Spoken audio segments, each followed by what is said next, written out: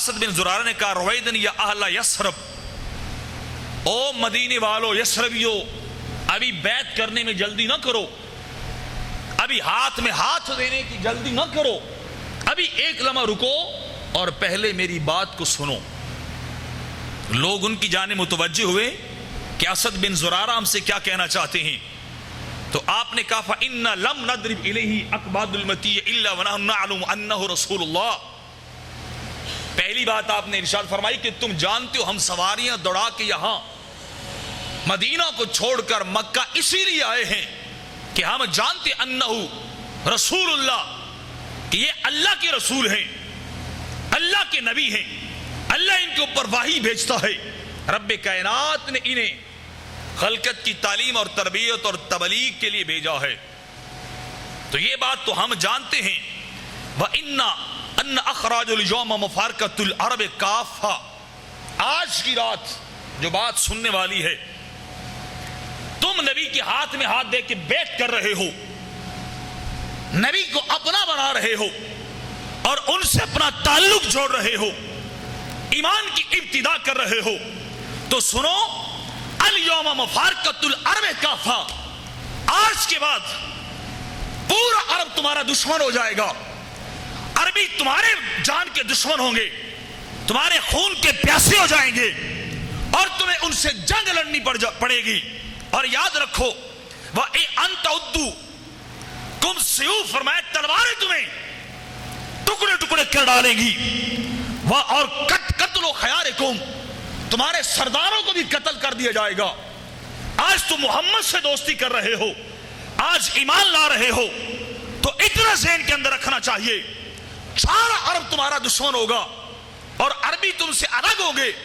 تمہارے سرداروں کو بھی قتل کر دیں گے اور اس کے بعد تلواریں تمہارے بھی ٹکڑے کر دیں گی۔ فَأَمَّا أَنْتُمْ قَوْمٌ تَصْبِرُونَ عَلَى السُّيُوفِ إِذَا مَسَّتْكُمْ، اس نے پوچھا اتنا بتاؤ جب تلواریں یہاں تک پہنچیں گی بھلا صبر کر لو گے؟ یہ ایمان کی پہلی ابتدا ہو رہی ہے، بیعت کی ابتدا ہو رہی ہے۔ کیا تم تلواروں کو سہ لو گے؟ کیا تلواروں کو اپنی گردنوں پہ چلتا ہوا دیکھ اور برداشت کر لو گے؟ تمہارے اندر اتنا صبر ہے کہ تم سارے عرب سے لڑ لو، اپنے سرداروں کو بھی قتل کروا دو اور اپنے جسموں کو بھی ٹکڑے ٹکڑے کروا دو۔ وَلَا قَتْلِ خِيَارِكُمْ وَلَا مَفَارِقَةِ الْعَرْبِ كَافَةً فَخُذُوهُ وَأَجْرُكُمْ إِلَى اللَّهِ۔ اسد بن زرارہ کہہ رہے ہیں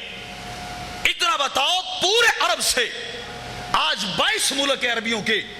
پورے خطہ عرب سے جنگ لڑ سکتے ہو؟ بتاؤ اپنے سرداروں کو قتل کروا سکتے ہو، اپنی جانوں کی نذرانے پیش کر سکتے ہو؟